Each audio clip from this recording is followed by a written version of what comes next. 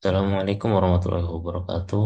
Mohon izin memaparkan terkait dengan tugas dari mata kuliah perekonomian Indonesia, Prodi PJJ Manajemen, yang pada kesempatan ini saya mengambil tema terkait dengan kondisi kemiskinan dan pengangguran di era digital. Yang pertama, pendahuluan, perekonomian Indonesia pada saat ini berada pada fase yang dinamis, di mana kita itu sedang berada di tengah berbagai macam tantangan global dan domestik. Ketidakpastian ekonomi dunia ini dipengaruhi oleh perlambatan pertumbuhan ekonomi, meningkatnya tensi geopolitik, serta fluktuasi harga komoditi yang telah memberikan dampak terhadap perekonomian nasional. Meskipun begitu, di tengah ketidakpastian tersebut, Indonesia masih mampu menunjukkan ketahanan ekonomi yang relatif baik dibanding dengan banyak negara berkembang lainnya. Hal tersebut tercermin dari pertumbuhan ekonomi yang masih berada pada level positif dan inflasi yang masih dapat terkendali. Berdasarkan data dari BPS, pada triwulan 1 ini ekonomi Indonesia tumbuh sebesar 5,61% year on year yang didorong oleh meningkatnya konsumsi rumah tangga, belanja pemerintahan, dan aktivitas sektor jasa. Sementara itu Bank Indonesia memproyeksikan pertumbuhan ekonomi sepanjang tahun 2026 berada pada kisaran 4,9 sampai dengan 57% yang menunjukkan optimisme terhadap keberlanjutan pemulihan ekonomi nasional. Namun di sisi lain, pencapaian tersebut belum sepenuhnya mencerminkan persoalan perekonomian Indonesia. Indonesia masih menghadapi berbagai persoalan struktural seperti tingkat kemiskinan, pengangguran, ketimpangan pendapatan, serta rendahnya produktivitas tenaga kerja pada beberapa sektor. Kondisi perekonomian Indonesia masih dipengaruhi oleh berbagai faktor eksternal, seperti perlambatan permintaan ekspor dari negara mitra dagang, tekanan terhadap nilai tukar rupiah, serta kenaikan harga energi dunia yang berpotensi meningkatkan biaya produksi dan inflasi. Oleh karena itu, pemerintah dan Bank Indonesia terus memperkuat sinergi kebijakan fiskal dan moneter untuk menjaga stabilitas makroekonomi, meningkatkan investasi, memperkuat daya beli masyarakat, serta mendorong transformasi ekonomi yang lebih inklusif dan berkelanjutan. Di samping indikator makroekonomi yang masih menunjukkan kinerja positif, perkembangan pasar keuangan Indonesia justru memperlihatkan tekanan cukup besar. Dua indikator yang menjadi perhatian investor adalah melemahnya nilai tukar rupiah terhadap dolar dan juga penurunan IHSG. Kondisi ini menunjukkan bahwa meskipun aktivitas ekonomi domestik masih tumbuh, percayaan pasar keuangan menghadapi tantangan yang cukup signifikan yang dicerminkan oleh depresiasi nilai tukar rupiah yang sempat menembus level psikologis 18.000 per dolar AS, serta kemerosotan IHSG yang tertekan di zona kisaran 5.900-an. Masuk ke pembahasan, kemiskinan dan pengangguran merupakan dua permasalahan ekonomi yang saling berkaitan dan dipengaruhi oleh efektivitas kebijakan makroekonomi, khususnya pada kebijakan fiskal dan kebijakan moneter. Pada era digital ini, kedua kebijakan tersebut tidak hanya berfungsi menjaga stabilitas ekonomi, tetapi juga menjadi instrumen untuk meningkatkan kualitas SDM, memperluas kesempatan kerja, serta mengurangi kesenjangan ekonomi akibat transformasi teknologi. Yang pertama, terkait dengan kebijakan fiskal. Kebijakan fiskal ini merupakan kebijakan dari pemerintah yang berkaitan dengan pengelolaan penerimaan negara dan belanja negara melalui APBN.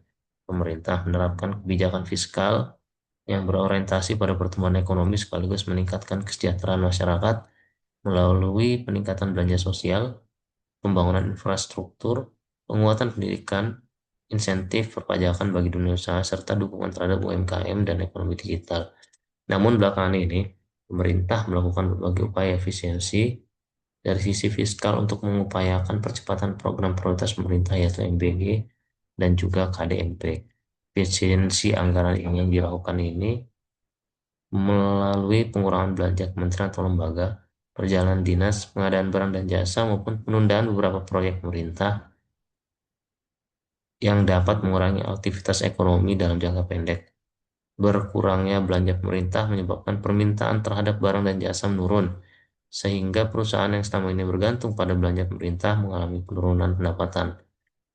Sektor yang berpotensi terdampak antara lain industri perhotelan, transportasi, penyelenggara kegiatan, jasa konsultasi, percetakan, UMKM penyedia barang dan jasa pemerintah, hingga usaha mikro di daerah yang memperoleh manfaat dari aktivitas belanja pemerintah. Apabila penurunan permintaan ini terus berlangsung cukup lama, perusahaan dapat melakukan efisiensi tenaga kerja melalui pembatasan rekrutmen atau bahkan pemutusan hubungan kerja atau PHK. Kondisi tersebut berpotensi meningkatkan angka pengangguran dalam jangka pendek. Kebijakan fiskal yang terlalu ketat pada saat kondisi ekonomi sedang melambat dapat mengurangi daya dorong pertumbuhan ekonomi. Apabila pemerintah mengurangi belanja negara secara signifikan, terutama belanja infrastruktur, pendidikan, kesehatan, dan perlindungan sosial, maka permintaan agregat akan menurun. Akibatnya, aktivitas ekonomi melemah, perusahaan mengurangi produksi, bahkan melakukan pemutusan hubungan kerja atau PHK. Kondisi tersebut pada akhirnya meningkatkan angka pengangguran. Selain itu pula, pengurangan anggaran bantuan sosial atau subsidi yang tidak diimbangi dengan peningkatan pendapatan masyarakat akan menurunkan daya beli kelompok berpenghasilan rendah. Ketika harga kebutuhan pokok meningkat, sementara pendapatan tidak bertambah, jumlah penduduk miskin berpotensi meningkat, dan dampak ini akan semakin besar apabila inflasi pangan juga mengalami kenaikan. Kemudian, kedua terkait kebijakan moneter. Kebijakan moneter ini merupakan kebijakan yang dilaksanakan Bank Indonesia untuk menjaga stabilitas nilai rupiah, mengendalikan inflasi, dan mendukung pertumbuhan ekonomi melalui pengaturan suku bunga, jumlah uang beredar, serta stabilitas sistem keuangan. Pada tahun 2026 ini, Bank Indonesia dipaksa menerapkan kebijakan moneter ketat dengan mempertahankan BI rate di level tinggi sebesar 4,75% guna menstabilkan nilai tukar rupiah dengan fokus menjaga stabilitas nilai tukar rupiah di tengah tingginya ketidakpastian pasar keuangan global. Efisiensi anggaran sebagaimana yang telah disebutkan sebelumnya pada kebijakan fiskal yang bertujuan menjaga defisit APBN tetap terkendali, pada dasarnya dapat memberikan sinyal positif kepada pasar keuangan karena menunjukkan komitmen pemerintah terhadap disiplin fiskal. Stabilitas fiskal yang terjaga dapat mengurangi tekanan terhadap nilai tukar rupiah dan membantu menjaga kepercayaan investor.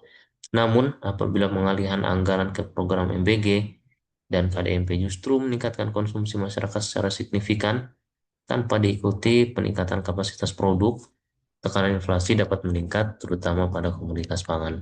Dalam kondisi tersebut, Bank Indonesia perlu mempertahankan kebijakan moneter yang relatif ketat untuk menjaga stabilitas harga dan nilai tukar. Suku bunga yang relatif tinggi akan meningkatkan biaya kredit bagi dunia usaha, sehingga investasi swasta berpotensi melambat. Perlambatan investasi tersebut dapat mengurangi penciptaan lapangan kerja baru dan memperlambat penurunan tingkat pengangguran. Yang terakhir yaitu solusi dan kesimpulan. Secara teoritis, menurut pendekatan Keynes, ketika perekonomian mengalami perlambatan, pemerintah seharusnya meningkatkan belanja publik untuk mendorong permintaan agregat dan menciptakan lapangan kerja. Sebaliknya, kebijakan fiskal yang terlalu ketat pada kondisi tersebut justru berpotensi memperdalam perlambatan ekonomi dan meningkatkan pengangguran. Sinergi kebijakan fiskal dan moneter menjadi faktor penting dalam menghadapi tantangan kemiskinan dan pengangguran di era digital. Kebijakan fiskal berperan langsung melalui belanja pemerintah, bantuan sosial, investasi, pendidikan, dan penciptaan lapangan kerja. Sementara itu, kebijakan moneter menciptakan stabilitas makroekonomi melalui pengendalian inflasi, stabilisasi nilai tukar, dan dukungan terhadap sistem keuangan sehingga dunia usaha memiliki kapasitas untuk berinvestasi.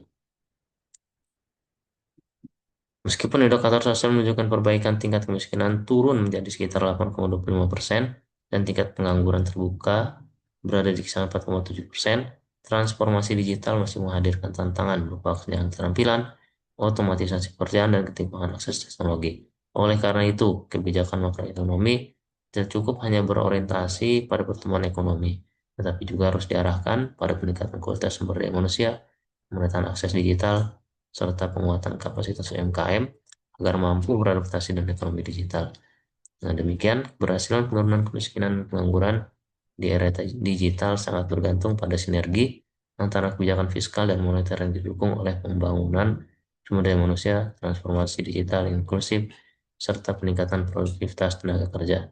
Kebijakan yang terkoordinasi akan menghasilkan pertumbuhan ekonomi yang tidak hanya tinggi, tapi juga berkualitas, inklusif, dan mampu meningkatkan kesejahteraan masyarakat secara berkelanjutan. Demikian presentasi yang dapat saya sampaikan.